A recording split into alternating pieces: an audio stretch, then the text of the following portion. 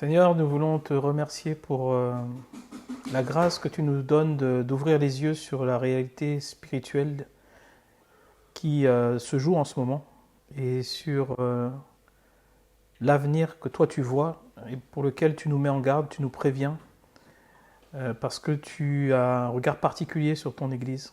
Que ton nom soit béni pour les révélations que tu nous as accordées de comprendre au travers de ta parole et pour nos yeux qui s'ouvrent jour après jour à la lecture de cette parole, selon ce que tu as dit, que vous connaîtrez la vérité vous rendra libre. À toi ce moment et à toi la place dans nos cœurs et dans nos esprits. Amen. Bonjour à tous et bienvenue à cette deuxième journée.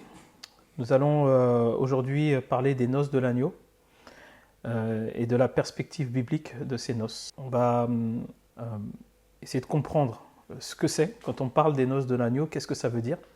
L'agneau, n'oubliez pas qu'on parle de Jésus-Christ comme étant l'agneau de Dieu. Et pourquoi est-ce qu'on parle de Jésus comme étant l'agneau de Dieu qui ôte le péché du monde? C'est ce que va dire Jean-Baptiste quand il parle de lui. Parce qu'auparavant, pour ôter les péchés de l'humanité, les hommes devaient, pour ôter leurs péchés, devaient faire des sacrifices avec un agneau pur, sans tache. Et là, Jésus s'est présenté comme l'agneau qui allait souffrir, être sacrifié pour l'humanité. C'est pour ça qu'on parle de l'agneau de Dieu. Et les noces de l'agneau, c'est les noces donc de Jésus-Christ et de son Église. La première chose qu'on va faire, c'est on va lire la parole de Dieu, parce que tout ce que nous disons est basé sur ce que Dieu dit dans sa parole. Donc toutes les révélations, toutes les choses dont nous allons parler, nous les argumenterons toujours par rapport à la parole de Dieu. Dans Apocalypse 19, du verset 7 au verset 9, on va lire un peu « Réjouissons-nous et soyons dans l'allégresse et donnons-lui gloire, car les noces de l'agneau sont venues et son épouse s'est préparée. Il lui a été donné de se revêtir d'un fin lin éclatant et pur, car le fin lin, ce sont les œuvres justes des saints. » Amen. C'est un passage clé pour comprendre que dans les révélations des choses qui sont à venir, donc dans l'Apocalypse, Dieu parle clairement des noces. Les noces de qui? De l'agneau et de l'Église. Et l'Église, ce sont les saints. Les saints, alors ce ne sont pas ceux qui ont été canonisés après leur mort, longtemps après leur mort, c'est ceux qui sont en Jésus-Christ. D'accord? Ceux qui sont réellement en Jésus-Christ et qui auront été validés comme tels par l'enlèvement au final. Et quand on nous dit que le fin lin, il lui a été donné de se revêtir de fin lin éclatant et pur, dans le ciel, il faut bien se rendre compte qu'il va y avoir une distinction entre les croyants. C'est une erreur de croire qu'on ira tous au paradis, c'est une erreur aussi de croire que tous ceux qui vont y aller auront le même rang et la même place devant Dieu. Pourquoi? Parce que la Bible nous parle de ça. Et une des distinctions qui sera faite sera l'épouse. Parmi les croyants qui vont être sauvés, ceux qui feront partie de l'épouse seront habillés d'un fin lin éclatant et pur. Ils ont une distinction. Il y aura une différence avec les autres.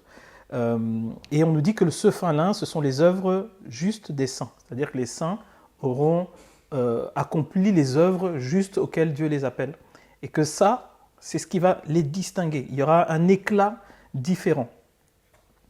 Et ce passage, il décrit le moment où l'Église, en tant qu'épouse, est unie à Christ. Quand on parle aujourd'hui de l'épouse, de l'époux, on sait qu'il va y avoir des noces, ça veut dire qu'on est encore à un état un peu de fiançailles. Il va y avoir un moment d'union. Quand on parle de fiancé, normalement, alors aujourd'hui, c'est vrai que les choses sont faites un peu dans le désordre. Mais quand on veut faire les choses dans l'ordre, il n'y a pas d'union réelle avant le mariage. Or, le mariage, c'est le moment où les époux sont unis réellement. Les fiançailles, c'est le moment où ils se promettent, où ils s'engagent les uns vis-à-vis des autres, et ensuite il y a cette union. Et en tout cas, ça symbolise le temps de la fin de la préparation de l'Église, les noces. On nous dit bien, dans le passage que j'ai lu tout à l'heure, « Et son épouse s'est préparée, car les noces de l'agneau sont venues, et son épouse s'est préparée. » En réalité, plusieurs personnes me demandent à chaque fois, mais comment est-ce que je sais si si je pourrais si je serais enlevé ou pas. En fait, on peut le savoir. On peut le savoir. Demander à une femme d'aller chez le maire, lorsqu'elle se prépare, on lui demande quoi? Est-ce que tu es prête? Tu sais. En fait, quand tu t'es préparé, tu le sais. Tu le sais, en fait. Pourquoi? Parce que tu t'es préparé. Tu as accompli des actions qui t'ont préparé, donc tu le sais. Quand tu ne sais pas si tu es éligible ou pas, c'est que tu ne te prépares pas. On est tous là, même avant d'aller au travail, tu sais, quand tu t'habilles, tu mets le costume ou tu mets l'uniforme, tu t'habilles, tu sais que tu es prêt avant de partir. Tu le sais parce que tu t'es préparé. En fait, c'est la préparation qui nous confirme que nous sommes éligibles déjà ou pas. D'accord? Donc, et on nous dit que l'épouse s'est préparée, c'est-à-dire qu'il ne va pas se marier avec une épouse qui n'est pas préparée. Imaginez un peu un mariage et la femme s'est réveillée comme ça, vite fait, ni coiffée, ni truc, juste mis les cheveux en arrière, partir en sandales et venir à la mairie. J'ai jamais vu ça. J'ai jamais vu ça. Sachez en tout cas que le Seigneur n'acceptera pas. Il faut que l'épouse se soit préparée. Et la préparation, c'est ce temps qu'on est en train de vivre maintenant. Il prendra fin le jour des noces de l'agneau, parce que l'épouse se sera préparée, donc elle pourra avoir part aux noces. Donc la grande chose à retenir là pour le moment, c'est que pour pouvoir avoir part aux noces, il faut que je me prépare là. Et il faut que je sois prêt au moment où le Seigneur va m'appeler. D'accord? Ça, c'est la chose. Christ est représenté comme l'agneau, donc il reçoit son épouse, l'Église, dans un acte final de rédemption. Donc ça, c'est la signification. L'Église, dans sa mission terrestre, a pour but de préparer l'épouse.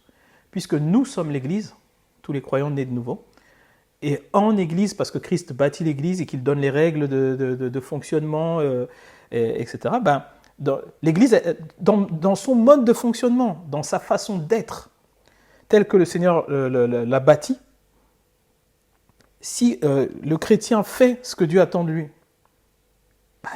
il est sans cesse en train de se préparer. Sans cesse en train de se préparer. Et vous voyez que cette histoire de préparation, tu peux être prêt avant l'heure, tu attends le chauffeur. Et puis tu peux t'endormir, te réveiller. Au moment où ça va sonner à la porte, peut-être que tu auras juste un petit rafraîchissement à faire de quelques secondes et tu pars. Mais si tu n'es pas prêt et que tu fais attendre, c'est autre chose. C'est un peu l'image que je peux vous donner. Il faut que nous soyons prêts et que de temps en temps, il peut arriver qu'on ait besoin de se rafraîchir un petit peu spirituellement, de se regaillardir un petit peu. Mais il ne faut pas qu'on soit en mode préparation au moment où le Seigneur nous appellera. Pour ça, je vais vous parler un peu du mariage dans la culture juive antique. C'est quoi le mariage? On a tous des notions du mariage qu'on voit par le prisme de nos cultures et des civilisations dans lesquelles nous nous trouvons. Et dans le mariage juif, il y a 3 étapes, on va dire. Je m'excuse par avance pour les puristes parce que je sais que je ne vais pas bien prononcer. Mais dans la première étape, on a le shidukin. Alors je prononce un peu à la japonaise peut-être, je ne sais pas. C'est l'accord des fiançailles. En fait, le mariage, ça commençait par un arrangement, une alliance entre les familles des futurs mariés. D'accord?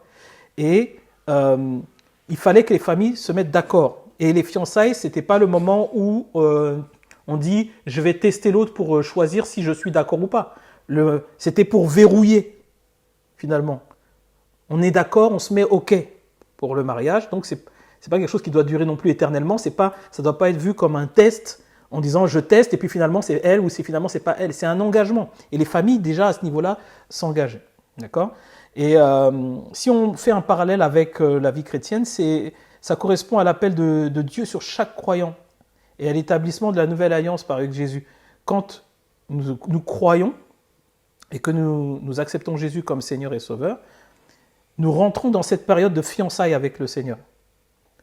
Et cette période, c'est une période d'engagement. C'est la même chose que pour les fiançailles, c'est un engagement, c'est pas un jeu, c'est pas un peut-être. Quand vous lisez les Écritures, vous allez vous rendre compte d'une chose, c'est que Joseph, quand il voit que sa fiancée est enceinte, euh, la Bible dit qu'il ne voulait pas la diffamer, donc il voulait secrètement rompre avec elle. Pourquoi ? Parce que si elle gardait l'enfant comme ça, soit Joseph était le père, et du coup, ils ont fait quelque chose de mal parce qu'ils ont consommé avant le mariage, et finalement, c'est comme si c'était une femme facile. Et soit c'était pas lui le père, et c'est encore pire. Donc lui, il se proposait de rompre secrètement avec elle et de quitter, de manière à ce que la faute soit remise sur lui qui fuyait. Vous comprenez ? Mais Dieu va apparaître à Joseph et va lui dire « Ne crains pas de prendre avec toi Marie, ta femme. » À ce moment-là, ils étaient encore fiancés. Mais Dieu va dire « Ne crains pas de prendre avec toi Marie, ta femme. » Parce que pendant cette période de fiançailles, en fait, c'est l'engagement que Dieu a pris en compte. Il dit « C'est ta femme. » Nous, on joue souvent sur les... Cette notion d'engagement, elle est devenue vraiment fragile parce qu'on joue souvent sous les mots. Ah non, mais on était juste fiancés. Le fiançailles, c'est pris au sérieux par Dieu. Parce que les fiançailles, c'est ce dans quoi nous sommes aussi avec lui. L'alliance est prise au sérieux par Dieu. Pour Dieu, c'est déjà... C'est-à-dire que tu as juste verrouillé les choses, c'est le temps que ça soit officialisé. Mais vous êtes déjà ensemble. Donc pendant cette période, effectivement, il ne faut pas déconner, il ne faut pas faire n'importe quoi. Et il ne faut pas non plus... ce n'est pas une période où j'ai le droit de revenir en arrière. Réfléchis avant. Et donc pendant cette période-là, les choses étaient verrouillées, l'engagement était pris en compte par les familles. On nous dit que le mariage soit honoré de tous. Eh bien, à ce moment-là, c'était pris en compte. Eh bien, au moment où nous acceptons Jésus et que nous rentrons dans cette nouvelle alliance en lui, notre engagement est pris en compte par Dieu. Notre nom est déjà inscrit dans le livre de vie à partir du moment où nous croyons, nous faisons baptiser.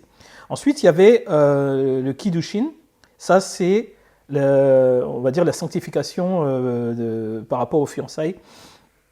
Les fiançailles étaient considérées comme une étape formelle où la femme était promise à l'homme, mais le mariage n'était pas encore consommé. Le temps de préparation fait écho à la vie chrétienne actuelle. Nous sommes fiancés à Christ, mais dans l'attente de l'union finale avec lui, 2 Corinthiens 11, verset 2. Donc voilà, toute cette période-là, d'accord, on va dire jusqu'au baptême, c'est le Shiddukin, et puis toute cette période-là ensuite, c'est le Kiddushin, c'est-à-dire nous sommes dans ce moment de fiançailles et de préparation jusqu'au mariage. C'est un tremplin, c'est-à-dire c'est une étape de transition. Et bien souvent, on ne sait pas vraiment combien de temps ça prend parce que on peut planifier plus ou moins les choses. Il peut y avoir certains aléas, mais en tout cas, normalement, ça ne remet pas en cause notre engagement. Et ensuite, le troisième stade, c'est Choupa. Après une période de préparation, l'époux revenait pour ramener son épouse dans la maison de son père, là où la cérémonie de mariage avait lieu. C'était comme ça que les choses se passaient. C'est-à-dire que l'époux, il prenait l'épouse et il la ramenait dans la maison de son père. Vous voyez bien qu'Abraham, Dieu va lui demander de quitter la maison de son père, le pays dans lequel il se trouvait, etc. Pourquoi ? Parce que la femme rejoignait l'homme, et c'est encore valable dans beaucoup de cultures, où la femme rejoint l'homme dans la maison de son père. Eh bien, on nous montre aussi que le retour du Seigneur pour l'Église, c'est aussi ça, c'est-à-dire que Christ va prendre son épouse et va la ramener dans la maison de son Père. Vous comprenez ? Il va la ramener dans le ciel, dans la présence de son Père. Et dans Jean 14, verset 2-3, on nous dit « Il y a plusieurs demeures dans la maison de mon Père. Je vais vous préparer une place. Et lorsque je m'en serai allé, et que je vous aurai préparé une place, je reviendrai et je vous prendrai avec moi afin que là où je suis, vous soyez aussi. » Vous voyez que c'est ce parallèle avec la culture juive, c'est-à-dire que Christ prévoit déjà de ramener son épouse chez son Père, dans la présence de son Père. Il est en train, depuis qu'il est parti, il a dit « Je vais vous préparer une place ». Il nous a préparé une place. Il a préparé une place pour son épouse là où il vit avec le Père. Et donc, vous pouvez faire ce parallèle-là, en tout cas, et le comprendre pourquoi, dans les choses qui doivent venir, cette image est importante dans la manière de faire du Seigneur. Le contexte des noces, elle se déroule après le retour de Jésus et à la fin de la grande tribulation. C'est ça le contexte des noces quand elles doivent se dérouler. Et elles sont l'accomplissement de la rédemption de l'Église qui sera présentée sans tache ni ride. D'où la nécessité de comprendre dès à présent et d'entrer dans ce que la Bible appelle la véritable repentance. Parce que c'est l'accomplissement de cela. C'est l'accomplissement de cela. Je ne reparlerai pas de ça, j'en parle moi en tout cas beaucoup, mais comprenons cela en tout cas. Comprenons cela. Et je vais prendre un autre... sans tache ni ride, vous pouvez le retrouver dans Éphésiens 5, verset 27. Et je vais prendre une autre référence, 2 Corinthiens 11, verset 12, où Paul dit « Je suis jaloux de vous d'une jalousie de Dieu parce que je vous ai fiancé à un seul époux, pour vous présenter à Christ comme une vierge pure. Le but ultime de l'histoire de la rédemption de cette union spirituelle parfaite entre Christ et son Église. » C'est ça, c'est le but ultime. Donc, la préparation, vous voyez qu'elle est nécessaire parce qu'on se dit, on se prépare à quoi? On se prépare aux noces. On se prépare aux noces. On se prépare à son retour par le biais de cet enlèvement-là en vue des noces. Une femme qui va se préparer pour son mariage, elle prend soin de beaucoup de choses. Beaucoup de choses. Elle se lave, elle va se parer, elle ne va pas mettre les habits habituels, elle va se coiffer d'une certaine manière, elle va se maquiller, elle va elle-même se montrer parfaite en effaçant les taches, les rides par le maquillage, etc. Okay? Dans ce processus-là, il y a beaucoup de choses. Et ça nous montre qu'en fait que notre préparation spirituelle, elle doit être active. Elle doit être active, nous devons nous préparer et on va voir un peu le symbolisme de l'épouse et de sa préparation. Qu'est-ce que c'est que la préparation? L'épouse qui représente l'Église doit être prête à rencontrer son époux. En fait, le but, c'est d'être prête à rencontrer l'époux. Et pour être prête à rencontrer l'époux, il faut comprendre que l'époux lui-même, il a une stature, il a une position dans laquelle nous devons nous retrouver. Et cette stature et cette position, elle implique la sanctification et la purification. Parce que notre Dieu est saint, l'époux est saint. Et la purification, parce que nous devons accéder à ce stade aussi de pureté en lui. Éphésiens 5, versets 25 et 27 à 27. Christ a aimé l'Église et s'est lui-même livré pour elle, afin de la sanctifier en la purifiant et en la lavant par l'eau de la parole, afin de faire paraître devant lui cette Église glorieuse, sans tache ni ride, ni rien de semblable, mais sainte et irréprochable. Alors, ce texte, il est assez profond, comme beaucoup de textes, notamment de Paul. Petite parenthèse, ça m'avait fait sourire un jour, je lisais, je crois que c'est Pierre qui disait, et dans une lettre qui disait, il est vrai que Paul dit des choses qui sont souvent difficiles à comprendre, parce qu'il était tellement profond que des fois on avait du mal à le suivre. Et dans une phrase, un verset, vous voyez des fois la profondeur des choses. Donc on nous dit quoi? Christ a aimé l'Église et s'est livré lui-même pour elle afin de la sanctifier, en la purifiant et en la lavant par l'eau de la parole. La parole de Dieu, je vous ai déjà expliqué que c'est l'ossature du chrétien, c'est aussi le moyen par lequel on arrive à la sanctification. C'est-à-dire que sans la parole, c'est pas possible. Comment est-ce que la parole nous lave? Comment est-ce que la parole nous purifie? Comment est-ce que la parole nous amène à la sanctification? Par l'obéissance. Plus nous obéissons à cette parole, plus nous entrons dans cette sanctification, plus nous sommes lavés aussi, parce que cette parole nous amène à la repentance, cette parole nous amène au changement, à la transformation, à la reconnaissance de notre état. Et donc, sans la parole, il n'y a pas grand-chose de possible. On peut vivre une vie chrétienne en allant dans le lieu que nous appelons l'Église et en n'étant pas l'Église. En allant dans le rassemblement de chrétiens, en n'étant pas nous-mêmes soumis à cette parole. En allant à l'Église et en ne changeant pas, en n'étant pas transformés par cette parole. Et du coup, cette parole ne nous lave pas et elle ne nous sanctifie pas. Elle ne nous met pas à part pour Dieu. Ça, c'est un drame. Cette parole doit absolument, on doit lui laisser l'autorité de changer et de transformer nos vies parce que c'est ce qu'elle doit faire. C'est ça son but, pour nous faire paraître sans tache ni ride. Nous sommes dans un corps mortel, charnel, mais cette action-là de purification, de sanctification par l'obéissance de la parole, nous amène à nous élever. C'est-à-dire que la chair n'a plus autant de pouvoir. Plus le temps passe, moins la chair a du pouvoir.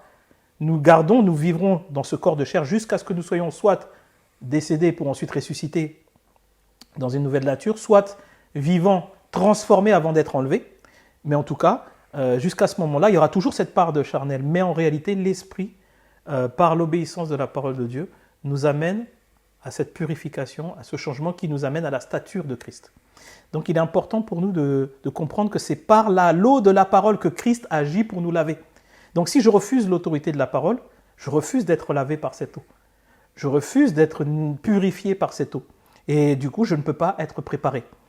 Dans cette notion d'autorité de la parole, la première dimension, c'est l'autorité de la parole de Dieu. C'est-à-dire que, avant de parler des serviteurs, des hommes de Dieu, des femmes de Dieu, ok.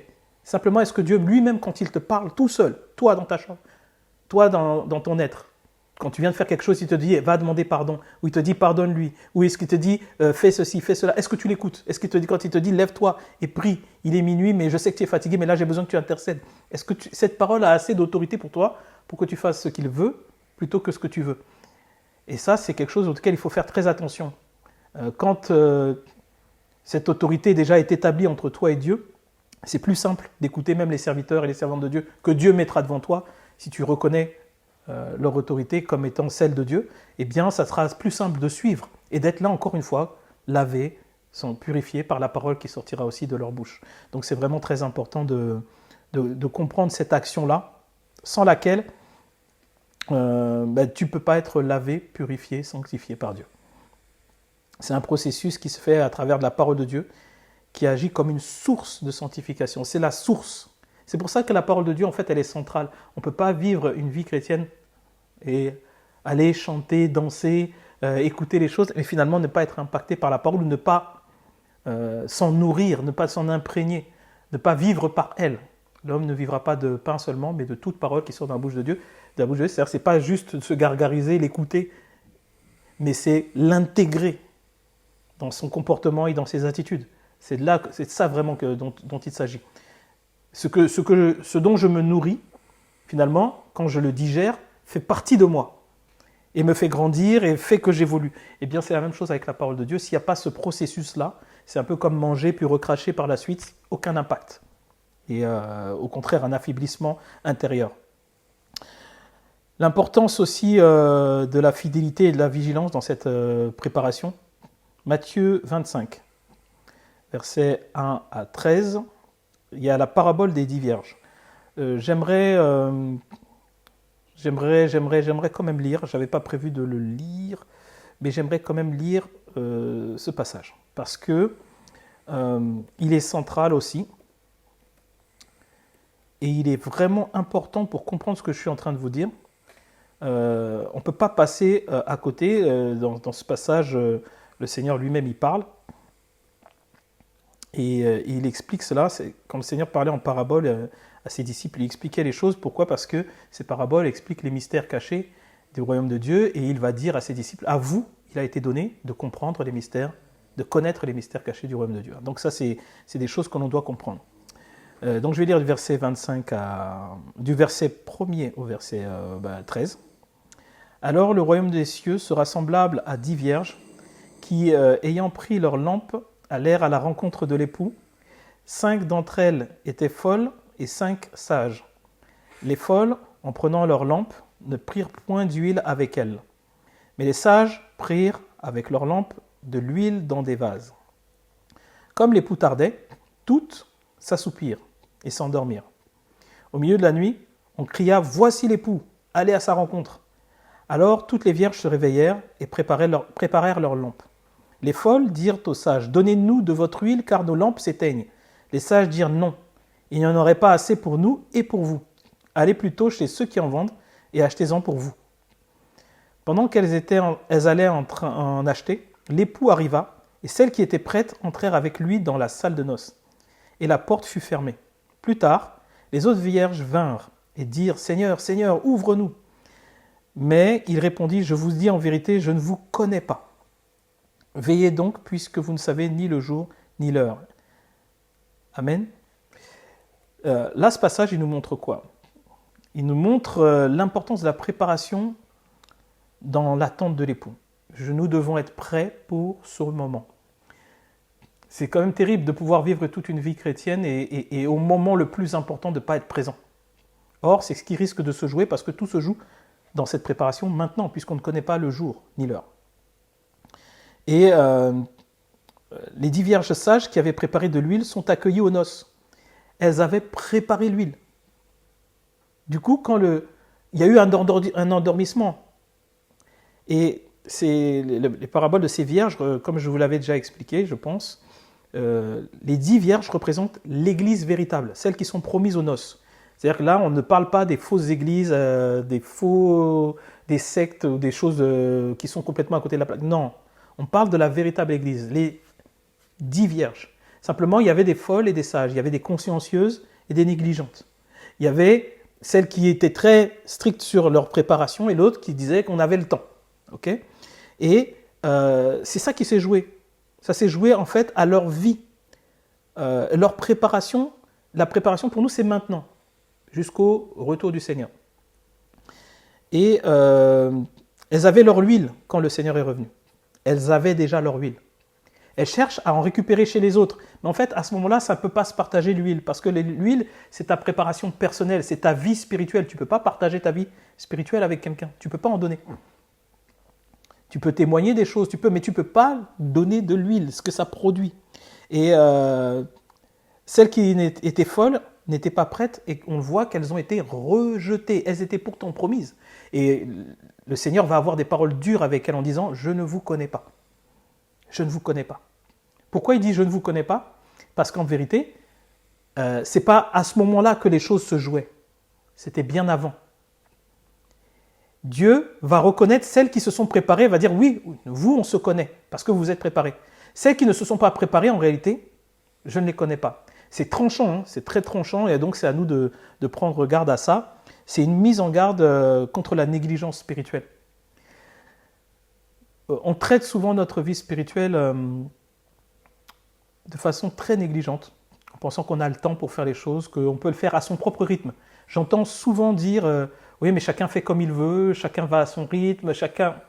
La vérité, c'est que non. La vérité, c'est que normalement, nous avons accepté quelqu'un qui est devenu Seigneur et Maître sur nos vies et que nous ne marchons plus à notre allure ni comme nous voulons, nous marchons à son allure et comme lui le veut, selon sa volonté et non la nôtre, tel que lui-même l'a fait avec le Père à Gethsémane en disant « Non pas ma volonté et ta volonté ».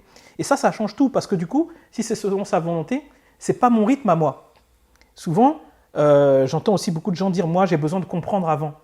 Un maître, quand il part, il n'a pas besoin, il ne va pas s'expliquer auprès entre guillemets, hein, de l'esclave ou de la personne il ne va pas s'expliquer auprès de la personne qu'il sert. Il va donner des ordres et il attend à ce qu'on obéisse à ses ordres. La compréhension peut se faire plus tard. Surtout si c'est quelqu'un d'obéissant, le maître peut prendre le temps. Mais en vérité, il ne va pas forcément s'embarrasser. Et donc, quand on a besoin absolument de comprendre avant de faire les choses, nous courons un risque. Je ne dis pas qu'il ne faut pas comprendre. Je dis en tout cas que vous allez remarquer quelque chose. Hein, et là encore, je fais une parenthèse. J'ai enseigné une fois sur cette histoire d'amis de Dieu. On ne peut pas nous-mêmes se décréter amis de Dieu. C'est Dieu qui décrète que tu es son ami. Donc quand on dit je suis ami de Dieu, mais par rapport à quoi ? Quand nous lisons la Bible, les seuls dont Dieu a parlé en les qualifiant d'amis, c'est des gens qui avaient une obéissance et une servitude extrême. C'était des esclaves de Dieu que Dieu a fini par appeler amis. Pourquoi ? Parce qu'à force d'obéissance, ils sont devenus amis. Mais nous, quand on dit on est amis de Dieu, à quel moment on arrive à la cheville même de cela ? À quel moment on obéit à l'autorité de Dieu ? Je ne parle même pas des serviteurs de Dieu. Je parle de Dieu lui-même, quand il vous parle dans votre chambre. À quel point vous êtes obéissant pour pouvoir prétendre être ami de Dieu ? Et c'est Dieu à chaque fois qui a déclaré que ces personnes étaient devenues des amis. Donc, avant de passer par le stade d'amis de Dieu, comprenez que vous devez être des serviteurs extrêmes. Et que c'est cette obéissance-là qui nous amène à la proximité voulue avec Dieu. Et la négligence dont nous faisons preuve montre en réalité qu'on ne peut pas être ami de Dieu de cette manière. Un serviteur extrêmement obéissant, le maître finit par lui révéler les choses, lui expliquer pourquoi il fait les choses. Parce qu'il a confiance en lui à cause de son obéissance. Donc c'est l'obéissance qui est la clé. C'est la clé. Sans ça, c'est pas la peine. Et Jésus va dire à ses disciples, je ne vous appelle plus mes serviteurs, parce qu'auparavant, ils étaient serviteurs. Il dit, je ne vous appelle plus mes serviteurs, parce que maintenant, je vous ai révélé toutes les choses. Pourquoi il leur a révélé toutes les choses? Parce qu'ils obéissaient. Au point même où, à un moment donné, un moment qui est clé, il a plusieurs disciples, il va leur parler de manger son corps et de boire son sang. Et à ce moment-là, les gens, ils n'en peuvent plus. Ils disent, non, là, on rentre dans le cannibalisme, c'est un truc de ouf. Moi, je ne comprends pas. Ils partent. Et Jésus va demander aux 12 qui restent, vous aussi, vous ne partez pas? Et Pierre va dire, entre guillemets, où est-ce que tu veux qu'on aille? C'est toi qui as les paroles de la vie. Ça veut dire qu'ils n'avaient pas non plus compris, mais ils avaient reconnu que lui étant le maître, c'est lui qu'il fallait suivre. L'obéissance au-delà de la compréhension. Donc quand tu es dans le stade où tu veux absolument comprendre avant de faire les choses, le danger que tu cours, c'est que, Dieu déjà, il n'est pas à notre service pour se mettre et là et nous expliquer les choses avant de le faire, premièrement. Et deuxièmement, tu peux passer à côté parce que tu peux ne pas être prêt à temps. Le temps que tu comprennes. Donc, il faut un équilibre. Il faut savoir aussi que quand on est dans l'obéissance, Dieu se révèle. Toujours. C'est ce qu'il dit à ses disciples, je ne vous appelle plus mes serviteurs, mais je vous appelle mes amis parce que je vous ai révélé les mystères. Pourquoi il leur a révélé? Parce qu'ils étaient obéissants. La clé, c'est l'obéissance. Et c'est ce qui est la véritable parade à la négligence spirituelle. Quand on rentre dans l'obéissance, il n'y a plus de négligence. Puisqu'on fait ce que Dieu nous demande au moment où il nous demande, on n'est plus dans la négligence. Amen. Il y a le verset clé d'ailleurs de ce passage qu'on a lu, là, Matthieu 25. Veillez donc, puisque vous ne savez ni le jour ni l'heure. Voilà, ça nous demande de la vigilance. Ça nous demande vraiment de la vigilance. Ça ne nous demande pas de pas rester, de pas penser que les choses sont loin. Et j'ai remarqué qu'il y a une espèce de boucle temporelle qui s'installe. C'est-à-dire qu'il y a un moment, quand on pense que les choses sont loin, on commence à prendre des habitudes qui font qu'on risque de ne pas pouvoir revenir si on ne nous réveille pas. On va avoir l'impression de faire les choses bien, parce que Dieu continue à parler, parce que l'on reçoit des choses, parce que ceci, mais on ne sera pas prêt. Parce que si on est prêt et préparé, c'est aujourd'hui, en fait, que les choses se jouent. Et on devrait normalement, nous, à l'approche de la fin des temps, on devrait juste en train de faire des petits rafistolages de make-up de temps en temps pour être sûr qu'on est encore prêt. On ne devrait pas tout avoir à reprendre, comme c'est souvent le cas aujourd'hui. La préparation, ce n'est pas une option pour l'Église.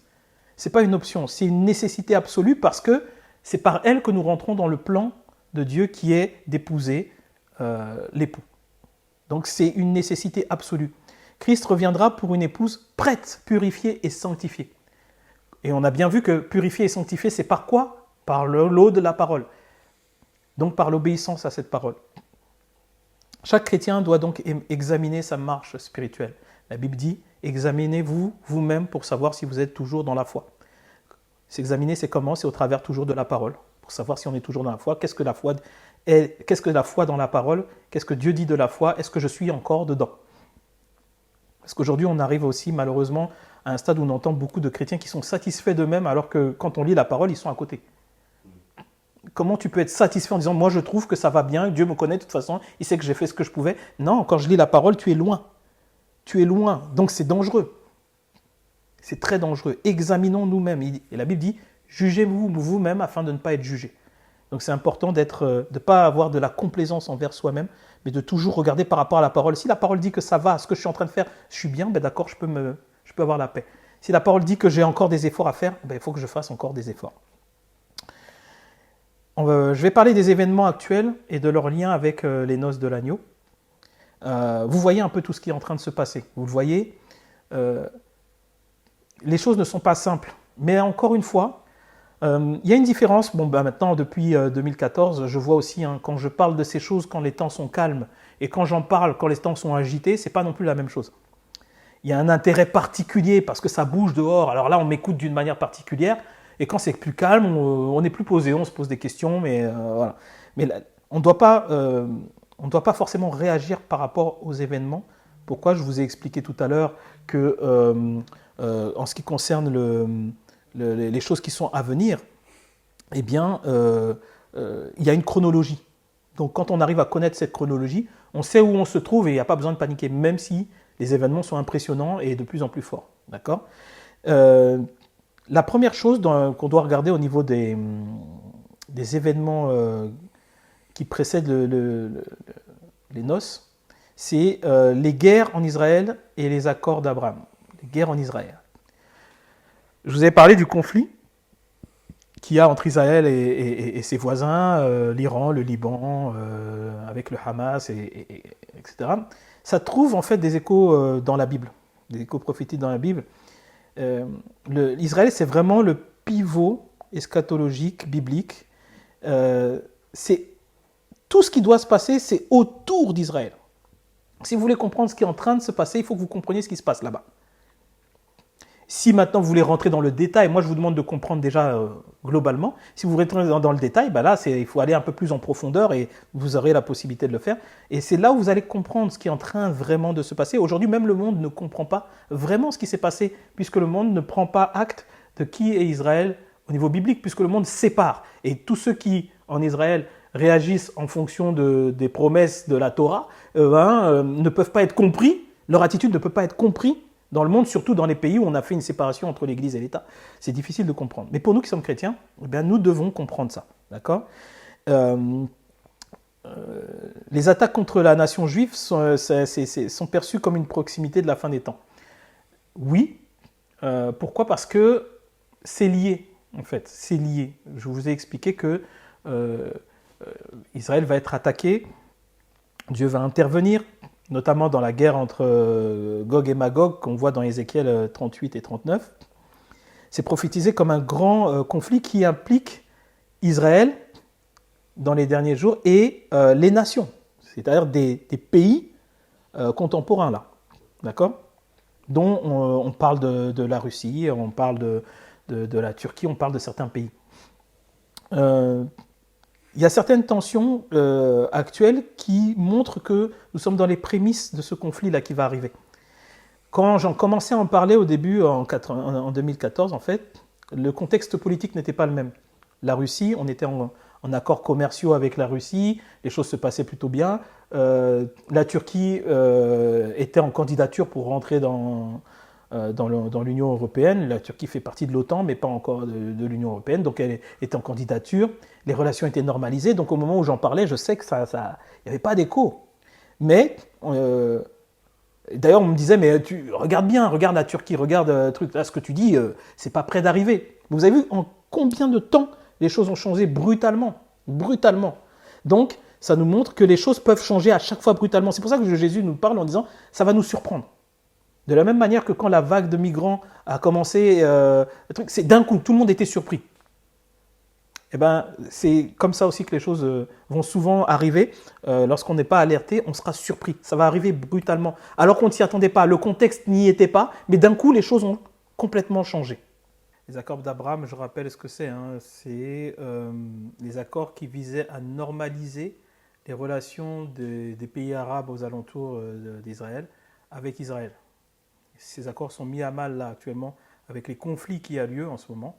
Eh bien, c'est ce qui va mener à cette déstabilisation, et qui mène déjà à cette déstabilisation, et qui va mener à ce que des pays vont s'allier pour attaquer Israël, ce qui n'était pas envisageable il y a encore quelques temps.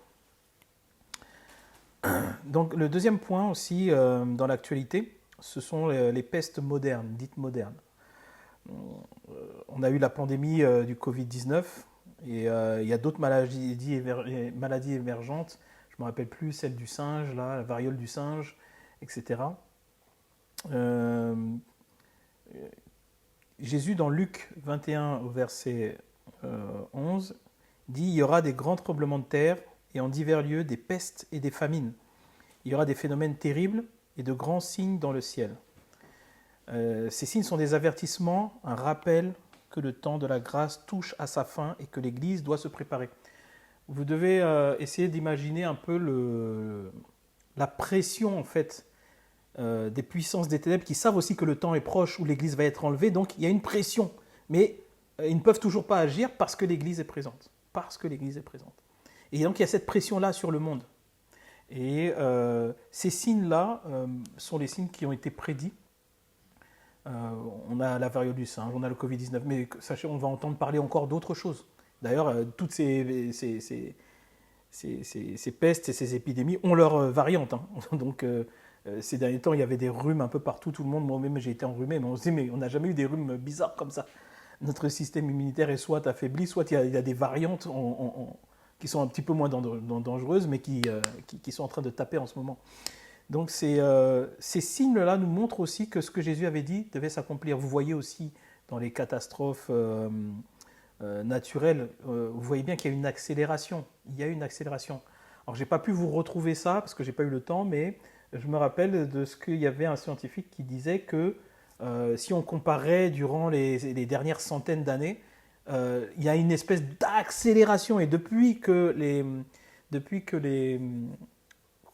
météorologues et les scientifiques enregistrent les phénomènes naturels, il y a une accélération ces derniers temps qui est inédite. Inédite.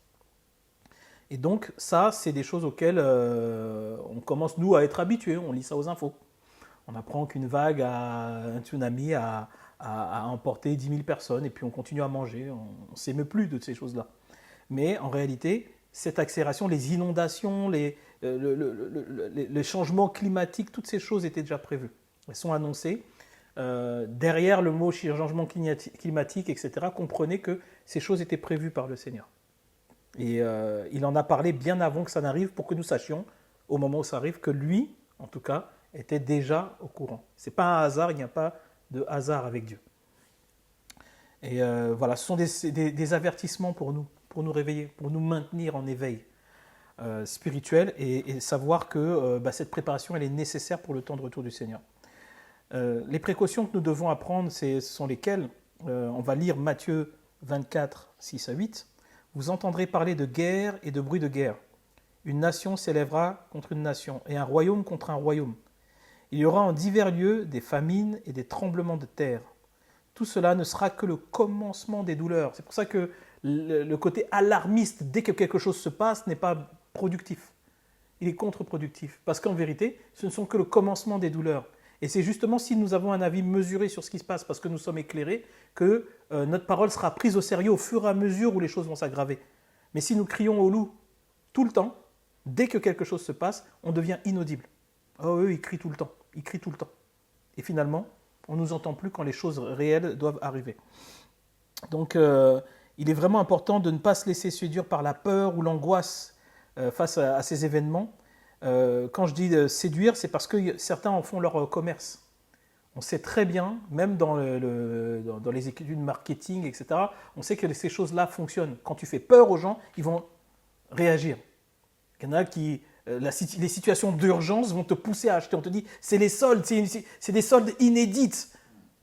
Ces soldes-là, elles auront lieu toute l'année. Mais toi, comme on te le dit là, et qu'on a créé une situation d'urgence, tu vas acheter un truc que tu ne voulais même pas acheter.